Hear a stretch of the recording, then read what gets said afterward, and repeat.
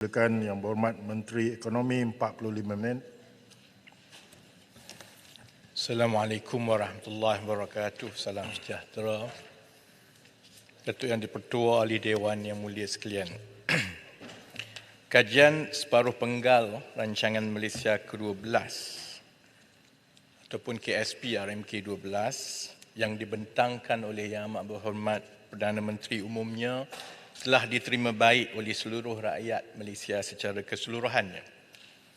Dalam pada itu, kerajaan telah menerima beberapa pandangan dan juga kritikan berkaitan KSP ini.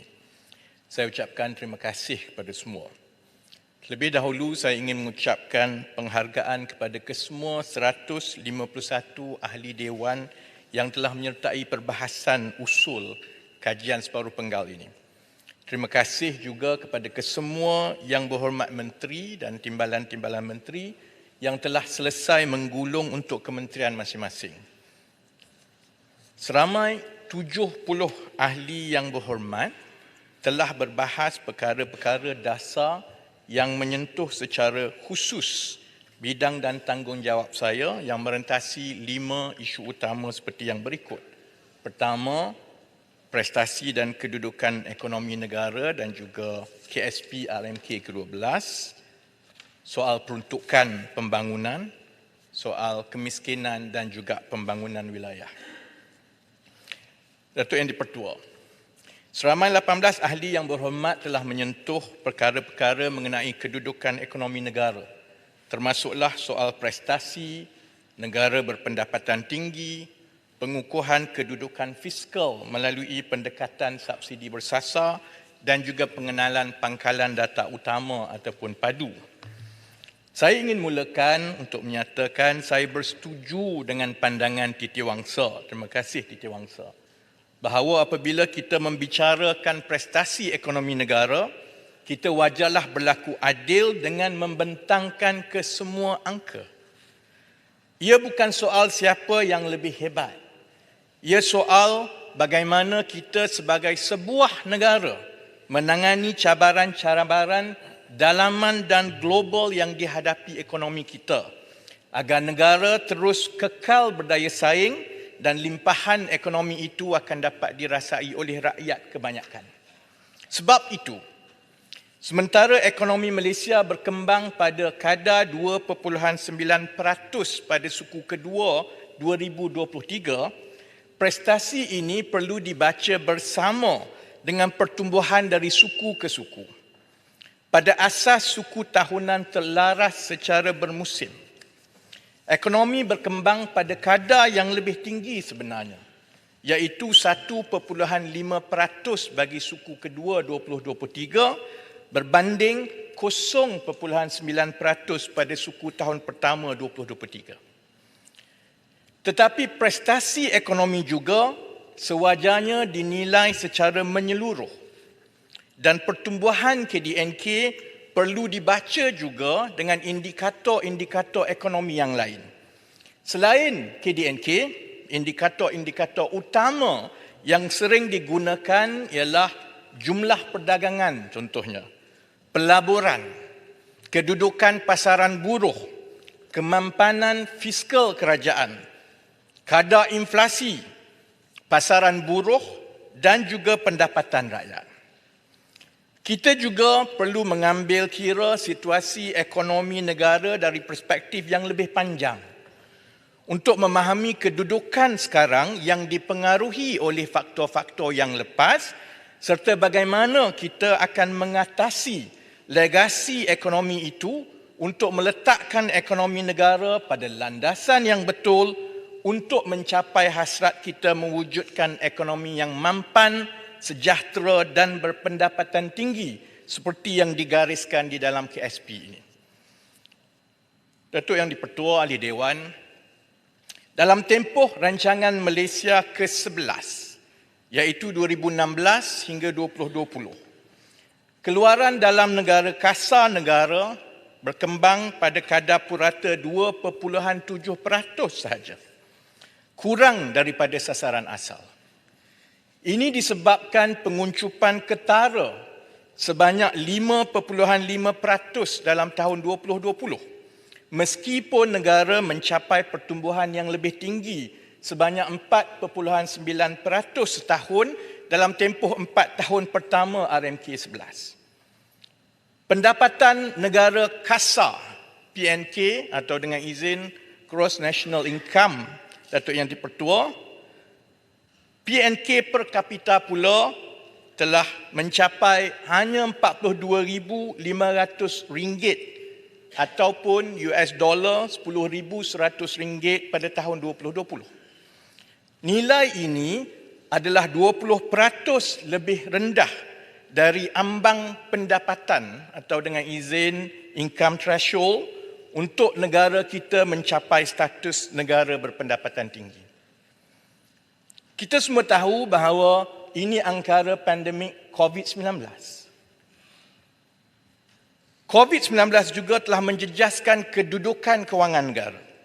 Pada tahun 2020, defisit fiskal telah melebar kepada 6.2% daripada KDNK.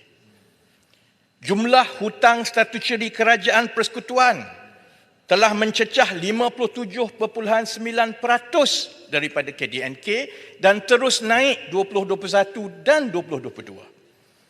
Dalam tempoh 2 tahun pertama rancangan Malaysia ke-12, alhamdulillah, negara telah mencatat pertumbuhan purata KDNK sebanyak 5.9% tahun dari asas terdahulu yang sangat rendah akibat daripada COVID.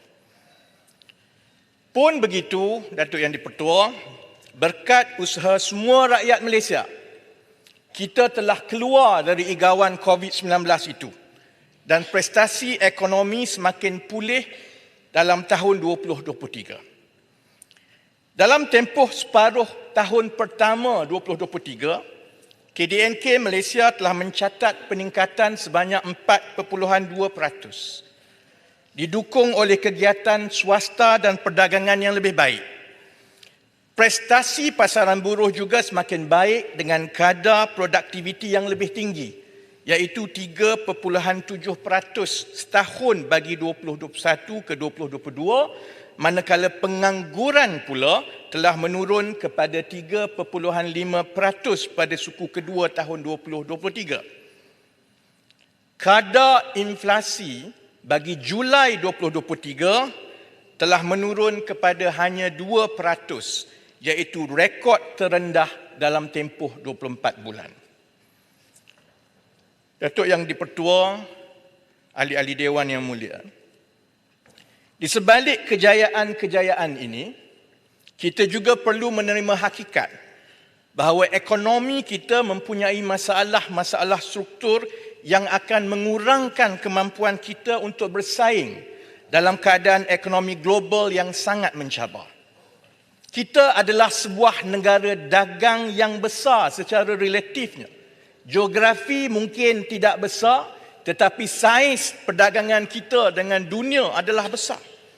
Maka oleh sebab itu, kita akan terus dipengaruhi oleh faktor-faktor luar selain daripada kemampuan kita sendiri untuk bersaing dengan jiran-jiran kita. Kita juga sebenarnya sudah sedia maklum tentang masalah-masalah struktur ini. Ada yang pernah berada di sebelah sini, kini di sana. Ada yang sekarang di sini, pernah berada di sana. Dan kita juga telah sama-sama memperdebatkan masalah-masalah struktur ini sejak sedekad yang lalu. Dalam perbahasan kali ini contohnya, Kuala Selangor, Temeloh, Sibu, Gerik, Titiwangsa, Air Hitam, Kota Melaka, Paya Besar, Kepong dan ramai lagi menyentuh mengenai perancangan kerajaan persekutuan untuk menyelesaikan masalah-masalah struktur ekonomi ini. Oleh sebab itu, saya harap dalam tempoh seminggu yang lalu, kita sama-sama menghadam keseluruhan dokumen KSP ini. Kerana ini adalah dokumen rakyat dan ia menggariskan secara majoritinya tumpuan-tumpuan untuk membangunkan dasar, tindakan, inisiatif dan ekosistem untuk menyelesaikan masalah-masalah struktur ekonomi yang kita telah perbahaskan selama lebih sedekat. Supaya selepas ini, jika kita gembeling bersama-sama, insya-Allah ekonomi negara berada pada landasan yang betul untuk mencapai potensi sebenar ekonomi negara kita. Oleh itu, saya boleh rangkumkan masalah-masalah struktur ini kepada 3 kumpulan utama. Pertama, masalah yang bersabit dengan kedudukan fiskal negara. Bahawa kita perlu menyelesaikan masalah struktur itu agar kita dapat memperbaiki kedudukan fiskal negara yang terbeban dengan hutang yang tinggi. Masalah struktur kedua ialah kita memerlukan naratif pertumbuhan ekonomi yang baru. Produk yang kita ada selama ini tidak lagi boleh menarik minat bukan sahaja pelabur asing, malah pelabur domestik pun. Sebab itu, keutamaan dalam KSP ialah untuk menyelesaikan masalah struktur kedua itu, iaitu dengan cara membina enjin-enjin pertumbuhan baru yang bernilai tinggi untuk meletakkan Malaysia sebagai peneraju ekonomi di rantau ini. Contohnya, dengan mengenal pasti dan membangunkan sektor-sektor strategik yang kita panggil high growth, high value sector. Dan masalah struktur yang ketiga ialah berkaitan dengan bakat pekerja kita, rakyat kita. Ada keperluan mendesak untuk kita menaik tarafkan daya saing tenaga kerja kita agar bakat rakyat Malaysia ini boleh menarik pelabur masuk, seterusnya membantu membina industri baru dan insya-Allah itu akan membolehkan masyarakat kita menikmati tangga gaji yang lebih tinggi secara keseluruhannya.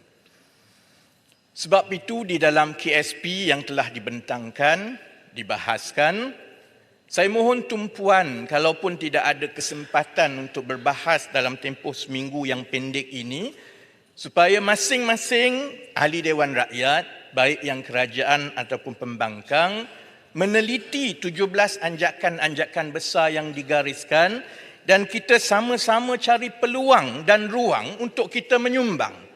Kerana anjakan-anjakan besar itu adalah strategi-strategi khusus untuk membaiki keupayaan kita mencapai sasaran-sasaran ini dan seterusnya menyelesaikan masalah struktur dalam ekonomi kita.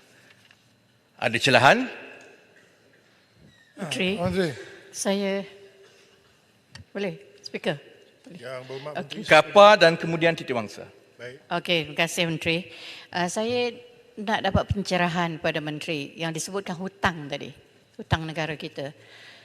Berapa peratuskah hutang dengan luar negara, negara Malaysia dengan luar negara, berapa peratus dalaman? Terima kasih Menteri. Datuk Yang di-Pertua, had untuk kita meminjam wang daripada luar negara sebenarnya dikawal oleh Akta dan jumlahnya itu sangat sedikit. Saya tak rasa dia lebih daripada 1 bilion. Keseluruhan hutang kita, bila kita sebut hutang sebanyak 1.2 trilion, hutang statutory kerajaan itu adalah hutang dalam negara yang diterbitkan dalam bond-bond dalam bentuk ringgit. Hutang yang ditanggung akibat daripada komitmen kerajaan kepada projek-projek penswastaan, yang itu mungkin ada sedikit hutang luar negara. Tapi by and large, dengan izin, hutang yang ditanggung oleh Kerajaan Persekutuan adalah hutang di dalam denominasi ringgit dan dalam negara. Saya kena bagi laluan kepada Titiwangsa. Sikit-sikit yang apa tak sama. apa, kepada Titiwangsa.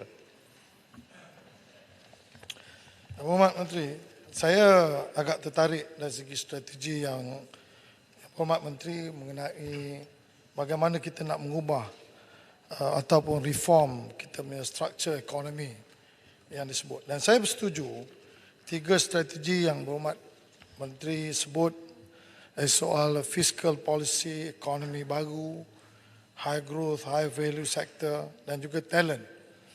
Tetapi ketiga-tiga ini kalau kita tengok, Yang nombor 2 dan nombor 3 itu dia mengambil masa untuk kita meyakinkan pelabur-pelabur dan juga untuk membina talent ini. It's not going to be easy, but it take time. So, kita harap kita semua akan sama-sama menerujui proses ini. Tapi apa yang saya nak sebut ni dari segi soal fiscal policy. Banyak daripada fiscal policy ini ialah dia memerlukan political will. Jadi sebagai contohnya, kalau kita lihat dari segi subsidi bersasar, kerana dia akan menyebabkan fiscal policy ini boleh kita handle pelan-pelan dan very sure that kita akan sampai ke destinasi untuk manage fiscal policy kita. Kalau kita tengok dari segi kita punya subsidi sebagai sebuah kerajaan dengan pendapatan yang tak berapa besar, lebih kurang dianggarkan sekitar 290 bilion. Tetapi kalau kita tengok range of subsidi yang kita bayar daripada jumlah income yang kita dapat, kita hampir bercecah 22 hingga 25% subsidi. Jadi sudah tentu 22-25% ini adalah sangat tinggi. Nah, kalau dia tinggi, dia sampai kepada sasaran membantu orang, tak apa. Tetapi kalau dia tinggi kerana ada ketirisan, kebocoran kerana sistem subsidi kita ini akan menyebabkan banyak ketirisan. Saya ada bangkitkan banyak isu-isu dari segi subsidi ini. Contohnya petrol, diesel, LPG, minyak masak dan inilah 4 benda ni. Dan dia melibatkan figure yang sangat besar. Saya ingat yang Bapak Menteri pun faham soal ini. Dia akan memberi kesan yang sangat besar dan juga kalau kita boleh mengatasinya, dia juga akan beri satu kedudukan fiskal policy yang bagus. Dan kalau dia tak mengubah fiskal policy pun, dia akan mencapai ke sasaran dia. Macam saya dengar semalam jawapan daripada Kementerian Perdagangan Dalam Negeri dan Kos Sara Hidup. Dia beritahu bahawa minyak paket very simple nak monitor. Tapi minyak paket ini, dia sebut bahawa kita juga bagi kepada peniaga-peniaga mikro. Setahu saya, minyak paket ni mula-mula masa kita introduce minyak paket ini adalah untuk bagi kepada golongan B40. Jadi kalau dia sebut semalam, golongan B40 ni, kita anggarkan ada 3.2 juta. Kalau 3.2 juta, kalau dianggarkan oleh Kementerian Ekonomi, satu household itu dapat lebih kurang 5 kg sebulan, bermakna kita baru pakai berapa? Baru lebih kurang 15 juta tan, 15 juta paket. Tapi kerajaan keluar 60 juta paket. Jadi menteri jawab bahawa yang selebihnya perusahaan mikro pakai. Jadi kalau perusahaan mikro pakai, saya nak beritahu, dia sebut 92,000, jadi saya ingat yang Bapak Menteri faham. Mikro ni ada 1.2 juta. Kalau kita nak accommodate mikro ni, dan kita kena ada database mikro. Kalau nak bagi, kita bagi. Jadi kita jangan sebut 60 juta, tapi kita bagi kepada household, sebenarnya bagi kepada perniagaan. Jadi ini salah satu daripada ini, tak masuk LPG dan juga petrol dan diesel. Terima kasih, Menteri. Menteri, seminit. Tak apa. Saya jawab dulu kerana sebab Titiwangsa telah ambil 5 minit. Kan? Jadi Soalan yang sama. nanti akan sampai, kalau soalan yang sama, saya jawab teruslah. Tak payahlah bajuk tanya. Jadi terima kasih kepada Titiwangsa. Saya berterima kasih kerana bila kita bercakap tentang anjakan-anjakan besar untuk mengukuhkan kedudukan fiskal, kita tidak boleh lari daripada berbicara tentang subsidi bersasar. Dan ramai ahli dewan yang memberi pandangan mengenai subsidi bersasar setakat ini. Sebab itu, di dalam KSP dan insya-Allah di dalam pengumuman-pengumuman yang seterusnya, kalau kebimbangan Titiwangsa ialah tentang komitmen politik atau dengan izin political will, saya yakin bahawa kerajaan perpaduan ini, kita berada di dalam kerajaan untuk melakukan perkara yang betul. Jadi insya-Allah kita akan mengubah sepenuhnya mengenai subsidi bersasar ini. Sebab itu, untuk saya jelaskan dengan lebih panjang, bagi saya jelaskan dahulu, mungkin saya akan menjawab apa yang nak dicelah. Bagi tahun 2022 sebenarnya untuk mengukuhkan lagi yang disebut oleh Titiwangsa tadi. Kerajaan menanggung subsidi pukal lebih daripada 80 bilion.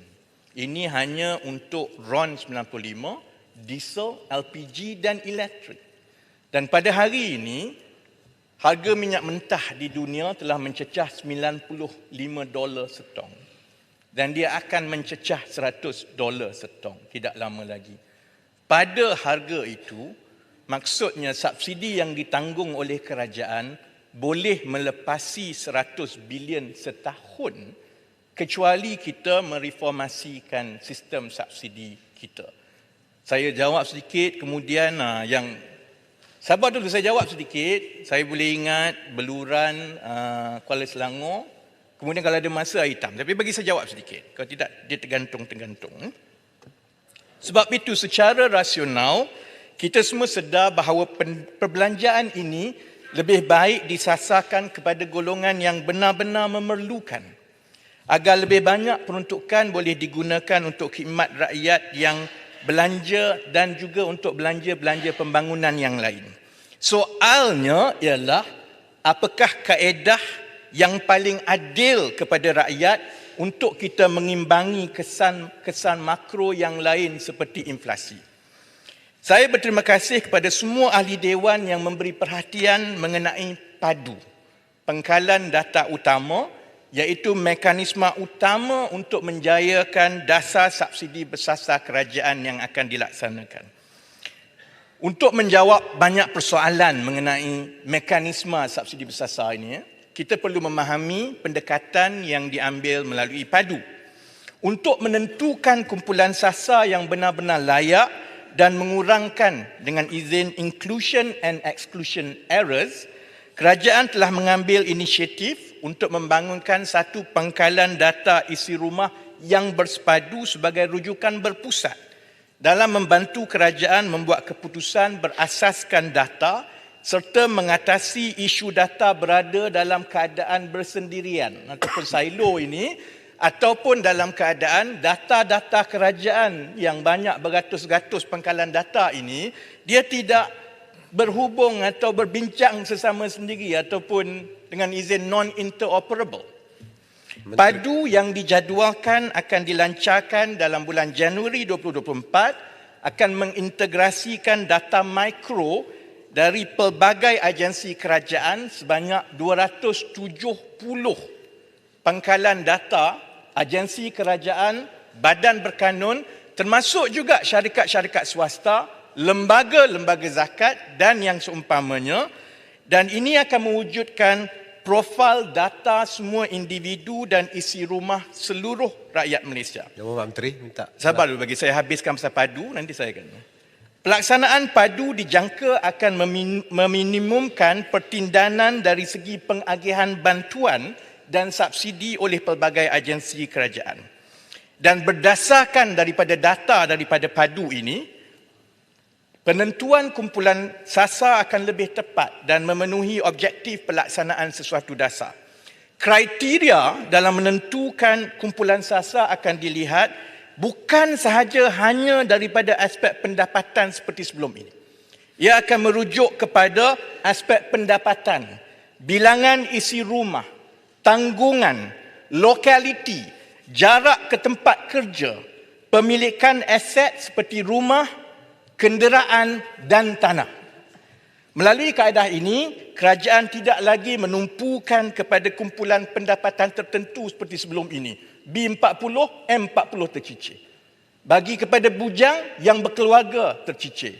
Bila kita ambil pendekatan yang menyeluruh ini, kita akan melihat kepada kewajaran pemberian bantuan berdasarkan kriteria yang ditetapkan, iaitu pendapatan boleh belanja bersih, melihat pendapatan isi rumah, kemudian diambil kira juga tanggungan-tanggungan dan faktor-faktor yang lain. Dan selain itu, data yang berasaskan near real time ini yang terdapat di dalam PADU akan dapat memastikan set data kumpulan sasar yang terkini dan sentiasa dikemas kini. Beluran, kemudian Kuala Selangor dulu. Yang Hormat, kerajaan ini dan Yang Hormat sendiri banyak bercakap tentang subsidi bersasar. Tetapi selepas 9 bulan, kita belum nampak satu pendekatan yang konkret untuk mensasarkan subsidi seperti yang dilakukan oleh kerajaan ada sekarang ini. Dia seolah-olah jenama golf, dia on off. Ada jenama golf on off yang Muhammad. Ada kadang-kadang yang Muhammad bercakap tentang nak kaji, kita akan laksanakan subsidi besar, kemudian Menteri Kewangan jawab, kita tidak akan laksanakan subsidi besar dan sebagainya. Jadi tidak ada satu pendekatan yang konkret. So kalau kita buat thesis, saya buat PhD thesis, dia setakat untuk meletakkan problem statement tanpa ada kajian. Dia tidak akan ke mana-mana kajian. Jadi kerajaan ini perlu meletakkan satu asas ekonomi yang lebih baik. Kita melihat di sini apa sebenarnya asas ekonomi medani yang dilakukan. Yang Muhammad ya. Contohnya IPR untuk membasmi kemiskinan yang Muhammad. Ini tajuk yang Muhammad. IPR yang lain. Saya jawab yang padu dulu Kuala Selangor sebab 19 minit. Perlu satu asas pendekatan yang konkret. Dia akan sampai ke peringkat basmi kemiskinan dan boleh tanya balik Kuala Selangor. Kita bercakap tentang subsidi bersasar sekarang. Terima kasih Menteri, terima kasih Datuk Yang di-Pertua. Saya hampir yakin kali ini, insya-Allah hakikatan kita akan dapat memacu the second economic take off dengan izin of the country. Khasnya memandang kepada Menteri Kewangan, memandang kepada Menteri MITI, memandang kepada Menteri Kewangan dan juga MOSTI yang saya libat dalam perbahasan itu. PNK per kapita yang disebutkan oleh Menteri, kita masih lagi terperangkap dalam middle income trap 10,000 lebih. Sementara Bank Dunia menetapkan PNK per kapita sebagai negara berpendapatan tinggi bermula daripada 14,000 USD. Menteri, kali ini kita lancarkan semuanya bersekali. Bukan saja RSP RMK 12 ini, termasuk juga kita adakan 7 penanda aras madani ekonomi. Kita letakkan juga plan hala 7 peralihan tenaga. Kita sekaligus melancarkan plan induk perindustrian baru, Menteri. Kesemua ini memberikan kami semacam keyakinan bahawa kali ini kita tidak akan berputih mata. Kita telah merancang sekian banyak, kita kaya dengan dasar dan blueprint dan segala plan. Tapi saya yakin kali ini memandang kepada menteri ini, apakah yang boleh menggagalkan kita? Sebab kita sudah ada reindustrialization, kita juga ada progressive pay scheme untuk meletakkan 45% labor income kepada pekerja. Semua ini, Menteri, saya mau, apakah yang akan menggalang kita? Terima kasih Menteri. Terima kasih Kuala Selangor. Saya nak jawab, boleh. Macam mana orang baru nak jawab bangun-bangun tanya macam mana saya nak gulung Datuk Yang di-Pertua. Saya tak bagi sebarang kesalahan sehingga saya menjawab kepada perkara yang seterusnya. Baik, Yang Berhormat Menteri telah menjelaskan.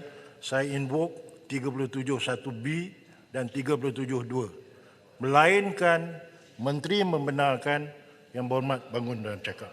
Baik, saya nak pastikan benda ini berjalan lancar. Ambil maklum 37(1)B, 37(2), 99, 90A dan 100 peraturan. Terima kasih Datuk Yang di-Pertua. Baik, soalan beluran tadi.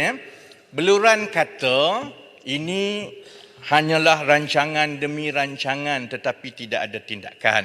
Saya sangat gembira dengan soalan dan celahan beluran tadi. Saya mohon supaya seluruh negara rekodkan untuk kita jadikan TikTok nanti. Sebabnya begini, bila beluran tanya tentang rancangan kerajaan untuk subsidi bersasar, mengkritik kami seolah-olah tidak ada plan dan tindakan, itu maksudnya beluran bersetuju dengan subsidi bersasar.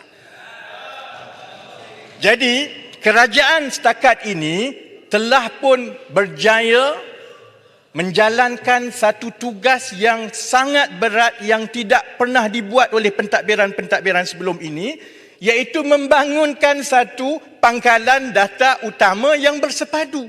Kerana kita tak boleh buat Subsidi bersasar ini kecuali kita ada data yang lengkap. Data yang tidak lengkap itu akan menyebabkan kececeran. Padu diluluskan Mei 2023. Padu akan diuji untuk use case yang pertama Oktober 2023. Padu akan diuji untuk use case kedua melibatkan 1 juta, minta maaf, 1 juta isi rumah November 2023 dan padu akan dilaksanakan dan dilancarkan Januari 2024, bermakna itu permulaan kepada program subsidi bersasar negara.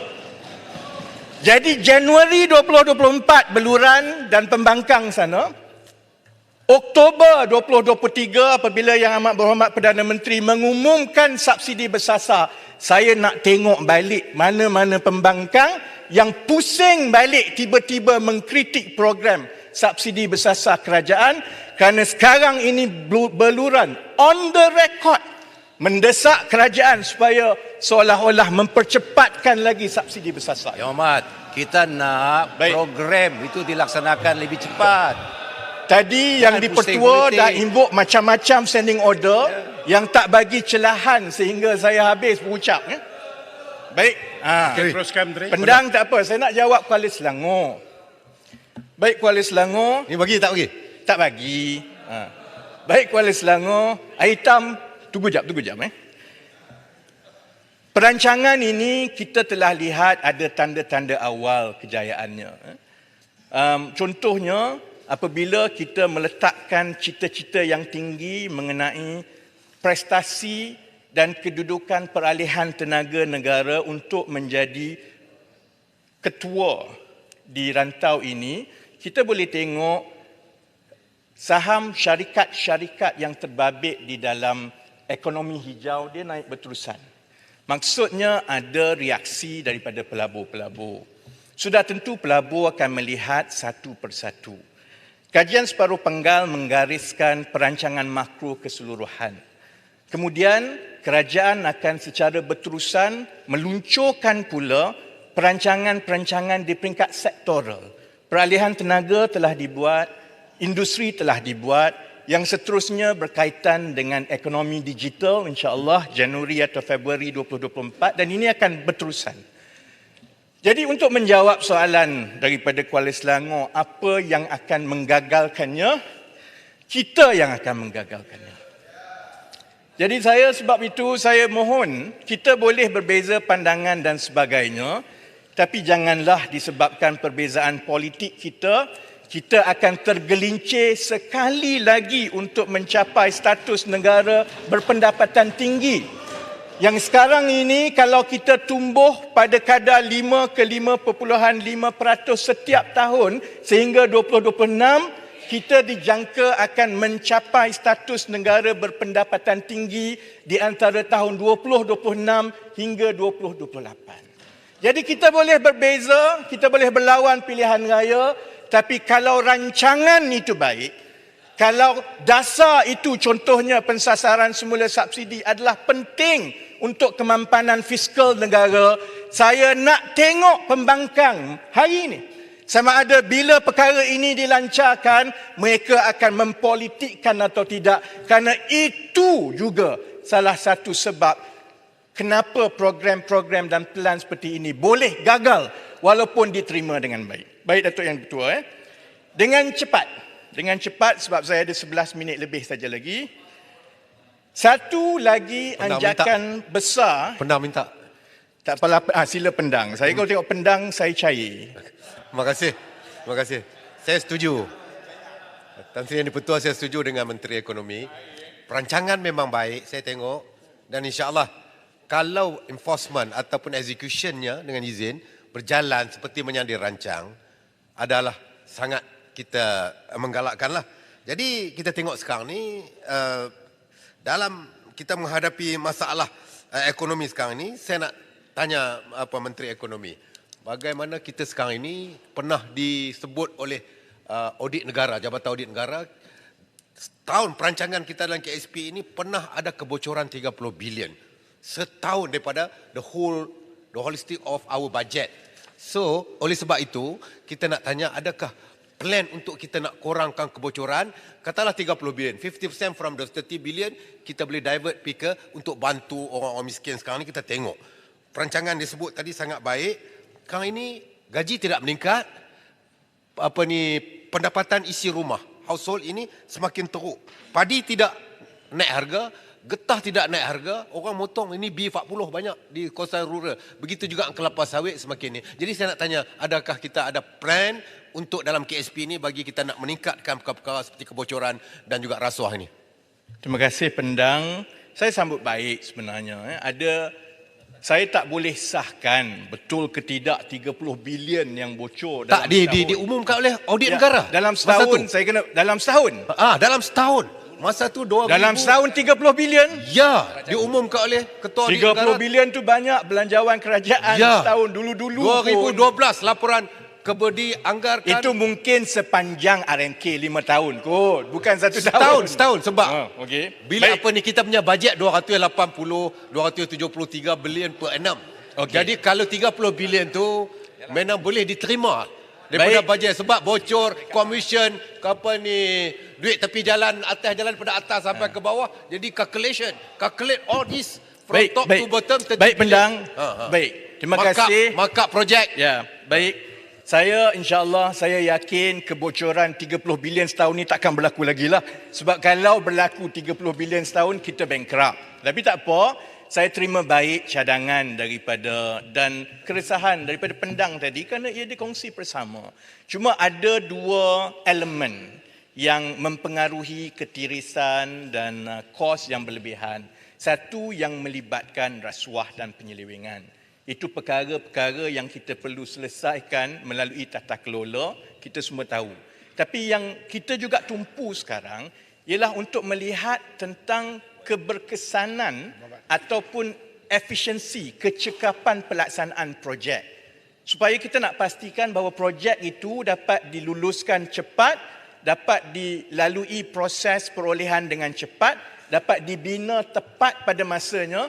Dan jika ini berlaku, ia akan mengurangkan ketirisan dari segi kenaikan kos dan sebagainya. InsyaAllah penambahbaikan proses-proses yang melibatkan pelaksanaan projek dan peruntukan pembangunan itu sedang dan akan dikuatkuasakan dalam masa yang terdekat. Hitam dalam membangun. Sila. Terima kasih Yang Berhormat Menteri Ekonomi. Saya mendengar dengan begitu teliti sekali. Tahniah kerana telah menggariskan anjakan yang besar. Dan saya setuju dengan strategi yang digunakan. Tetapi yang menjadi kekhawatiran saya ialah apabila kita buat subsidi bersasar, golongan T20 ini yang akan terkesan. Yang paling teruk T20 ni gaji dia 10,961 hingga 15,039. Kumpulan ni kebanyakan pejabat awam. Kalau suami isteri adalah guru, dia dah tergolong dalam golongan ni. Apakah cara tindakan? Saya mengalung-alungkan yang Muhammad kata akan gunakan database yang berlainan kerana tidak lagi berpandukan pada pendapatan. Apa cara untuk kita menyerap kesan ini? Kalau kumpulan ini disamakan dengan jutawan yang untung Tan Sri Transi yang untung 1 juta sebulan. Saya rasa yang paling kesan ada kumpulan ini. Apa cara Menteri? Terima kasih. Menteri. Terima kasih Menteri. Hitam ya. Boleh ya Hitam last supaya Menteri gulungkan dalam masa 6 bulan. Ya. Terima kasih Hitam. Perkara itu memang dipertimbangkan dengan panjang. Kita ada beberapa kaedah. Satu ialah memastikan bahawa pemilihan dan penentuan kriteria itu mengambil kira pelbagai faktor-faktor lain. Tanggungan, anak berapa, duduk dekat mana dan sebagainya. Kan? Tapi saya faham boleh juga ada keciciran. Kalau kita ambil kira faktor yang menyeluruh tadi, akan ada yang sekarang ini T20, sebenarnya M40, dia akan turun kan. Tapi untuk kita memastikan kita kurangkan lagi keciciran itu, maka sebab itu bentuk bantuan subsidi bersasar itu akan menggabungkan ada sesetengahnya ialah yang bersifat penentuan kriteria pendapatan boleh belanja, sesetengahnya lagi adalah bersifat secara universal yang tidak akan meminggirkan beberapa kumpulan-kumpulan ini. Baik, saya kena sudahkan kerana yang berhormat Perdana Menteri akan menggulung selepas ini. Saya nak dengan cepat saja sebut tentang beberapa perkara yang ditimbulkan. Satu ialah tentang anjakan besar, iaitu tumpuan kerajaan untuk selain daripada mencapai status negara berpendapatan tinggi, kita juga nak memastikan gaji rakyat juga tinggi setaraf dan sepadan dengan status itu. Sebab itu kerajaan telah meluluskan dasar gaji progresif yang akan memperuntukkan sejumlah dana kerajaan setiap tahun untuk mewujudkan ekosistem penggajian di sektor swasta untuk menaikkan gaji rakyat secara berkala. Kertas putih mengenai dasar gaji progresif ini insya-Allah akan dibentangkan dalam sidang Dewan yang akan datang yang boleh diperhalusi oleh anggota Dewan sekalian. Saya seterusnya nak bergerak kepada perkara yang cukup menjadi tumpuan perbahasan ahli Dewan Pembangkang, iaitu yang melibatkan peruntukan kerajaan. Perkara ini sering disentuh di dalam perbahasan. Pasir Mas, Kuala Terengganu, air hitam, Temerloh, Jerlun, Merbuk, Pokok Senor, ramai lagi menimbulkan pelbagai perkara mengenai peruntukan pembangunan.